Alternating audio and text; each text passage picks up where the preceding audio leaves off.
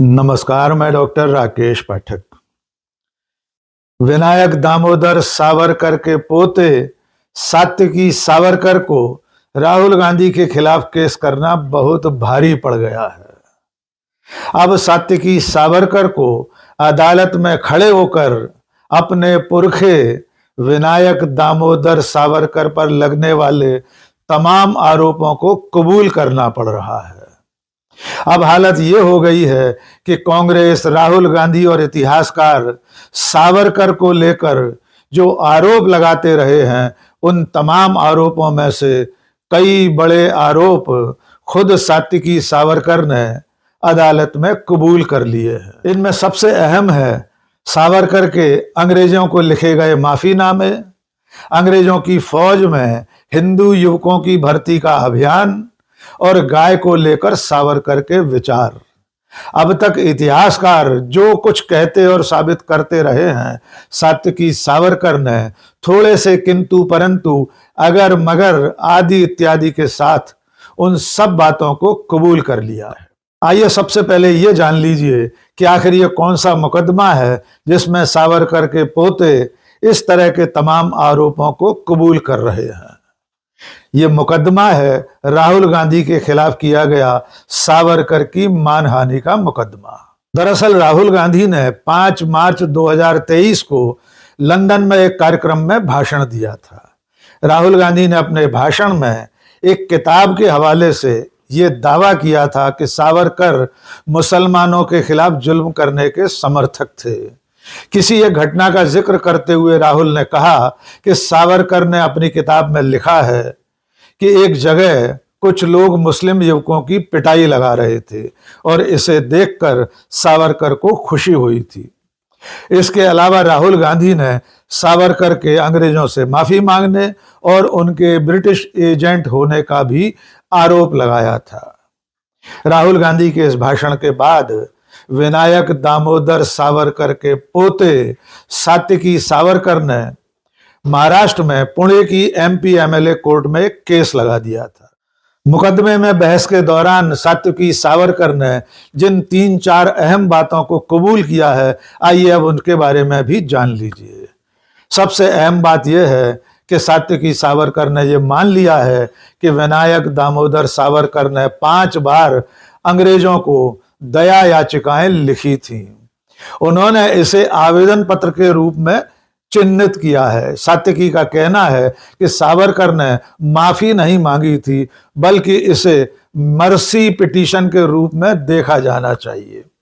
और इसके साथ साथ सात्विकी ये तर्क दे रहे हैं कि दरअसल सावरकर ने अंग्रेजों को जो चिट्ठियां लिखी थी, जो आवेदन पत्र लिखे थे, जो मर्सी पिटीशन दाखिल किए थे, उनके पीछे ये इरादा था कि इसके जरिए सेल्युलर जेल में बंद तमाम राजनीतिक कैदियों को भी रिहाई मिल सके। सात्विकी ने यह दावा भी किया कि सावरकर के अलावा कई अन्य कैदियों ने भी अंग्रेज सरकार को मर्सी पिटीशन यानी दया याचिकाएं पेश की। सात्विकी सावरकर ने अपने इस तर्क के लिए किसी तरह का कोई प्रमाण पेश नहीं किया है। राहुल गांधी की तरफ से उनके वकील मिलिंद पवार ने सात्विकी सावरकर के साथ जिरह की थी। इसी जेरे बहस एक दूसरा मुद्दा भी सात्विकी सावरकर की ओर से कबूलनामे के तौर पर सामने आया। सावरकर पर आरोप लगता रहा है कि उन्होंने द्वितीय विश्व युद्ध के समय हिंदू युवकों से अंग्रेजों की सेना में भर्ती होने की अपील की थी। इसके लिए बाकायदा सावरकर ने एक सैन्य परिषद बनाई थी जो अलग अलग शहरों में जाकर हिंदू युवकों को अंग्रेजों की फौज में भर्ती होने के लिए प्रेरित करती थी। सात्विकी सावरकर ने इस आरोप को भी कबूल कर लिया है। उन्होंने माना है कि ये आरोप नहीं है, ये एक तरह की आपत्ति है जो सावरकर पर लगाई जाती है।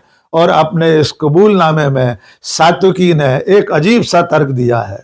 उन्होंने कहा कि सावरकर हिंदू युवकों की, भारतीय युवकों की अंग्रेजों की सेना में भर्ती इसलिए करवाना चाहते थे ताकि वे वहां रहकर फौज की और हथियारों की ट्रेनिंग ले सकें और बाद में जब देश आजाद हो जाए तो ये लोग देश की आज़ादी को बचाए रखने के काम में लग सकें। जबकि सच्चाई ये है कि जब विनायक दामोदर सावरकर ने देश के हिंदू युवकों से खास तौर पर अंग्रेजों की सेना में भर्ती होने की अपील की थी, उस वक्त तक देश की आज़ादी बहुत दूर दिखाई दे रही थी। इसका भी कोई प्रमाण नहीं है, न तो सावरकर ने कहीं लिखा है कि वे सिर्फ इसलिए अंग्रेजों की सेना में भर्ती कराना चाहते थे ताकि आज़ादी के बाद ये लोग देश की रक्षा कर सकें। एक और बेहद अहम मुद्दा है, इस वक्त हमारे देश में गाय को लेकर लगातार बहस चलती रहती है। गाय को माता मानने वालों की संख्या करोड़ों में है, लेकिन सात्विकी सावरकर ने अदालत में बहस के दौरान ये स्वीकार कर लिया है कि सावरकर ने गाय को कभी भी भगवान नहीं माना। वे गाय को माता नहीं मानते थे, बल्कि गाय को सिर्फ एक उपयोगी जानवर मानते थे। यानी गाय काम की चीज है, लेकिन उसको पूजना उचित नहीं है। आपको याद होगा, हम अपने एक वीडियो में और कई अन्य डिबेट में ये बता चुके हैं कि सावरकर ने बाकायदा एक निबंध लिखा था जिसमें गाय को एक मूर्ख पशु कहा था, और उन्होंने यहाँ तक लिखा था कि जरूरत पड़ने पर गाय को मारकर खाया जा सकता है। सात्विकी सावरकर ने भी अदालत में इस बात को तो कबूल कर ही लिया है कि सावरकर गाय को भगवान नहीं मानते थे, वे गाय को सिर्फ एक उपयोगी पशु मानते थे। चौथा मुद्दा जो जेरे बहस उठा है वो है द्विराष्ट्र के सिद्धांत का। सात्विकी सावरकर ने बहस के दौरान ये स्वीकार किया कि सावरकर ने भी द्विराष्ट्र के सिद्धांत को, यानी भारत और पाकिस्तान, हिंदू और मुसलमान दो अलग अलग राष्ट्रीयताएं हैं, इसको लेकर विचार व्यक्त किए थे। लेकिन मूलतः ये विचार सर सैयद अहमद खां का था।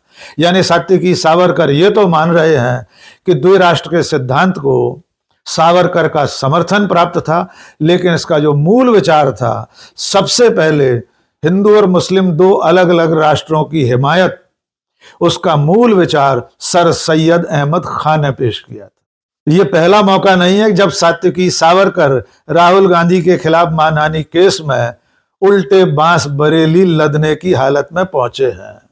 इससे पहले भी अप्रैल में जब बहस चल रही थी, तब सात्विकी सावरकर ने सावरकर को स्वातंत्र वीर या वीर की उपाधि को लेकर जो कुछ कहा था वो भी जान लीजिए। सात्विकी सावरकर ने अदालत में कहा कि स्वतंत्र वीर या वीर की उपाधि विनायक दामोदर सावरकर को भारत सरकार ने नहीं दी थी। ये किसी तरह की औपचारिक या आधिकारिक उपाधि नहीं है। सात्विकी सावरकर ने स्वीकार किया कि सावरकर को सबसे पहले सदाशिव रानाडे नाम के एक व्यक्ति ने उनकी जीवनी में, यानी सावरकर की जीवनी में, वीर और स्वातंत्र वीर कहकर संबोधित किया था। इसका अर्थ यह है कि सावरकर के पोते सात्विकी सावरकर उन तमाम आरोपों को धीरे धीरे स्वीकार करते जा रहे हैं जो इतिहासकार ऐतिहासिक प्रमाणों के आधार पर लगाते रहे हैं। और इनमें सबसे बड़ा कबूलनामा यह है कि सावरकर ने अंडमान की सेल्युलर जेल से निकलने के लिए अंग्रेजों को दया याचिकाएं लिखी थीं।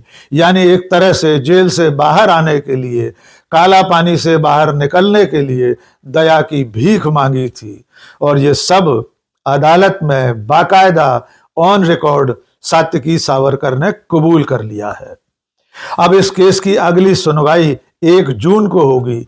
देखना होगा उस सुनवाई में राहुल गांधी के आरोपों पर राहुल गांधी के वकील और याचिकाकर्ता सात्विकी सावरकर के बीच और किन किन मुद्दों पर बहस होती है।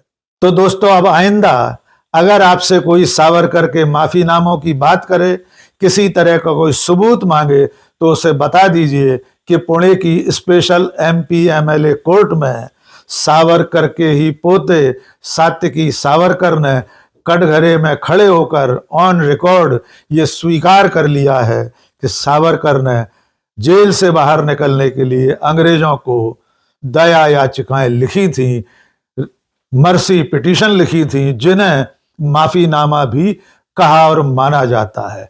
अब ये ऐतिहासिक रूप से प्रमाणित है कि सावरकर जेल से बाहर आने के लिए अंग्रेजों से दया की भीख मांग रहे थे। आखिर में चलते चलते आपसे एक छोटी सी अपील, अगर आपने हमारा चैनल अब तक सब्सक्राइब नहीं किया है तो फौरन सब्सक्राइब कर लीजिए, लाइक कीजिए, कमेंट करके बताइए और दोस्तों और शुभचिंतकों के बीच में साझा कीजिए। आज के इस वीडियो में बस इतना ही। बहुत बहुत शुक्रिया। जय हिंद।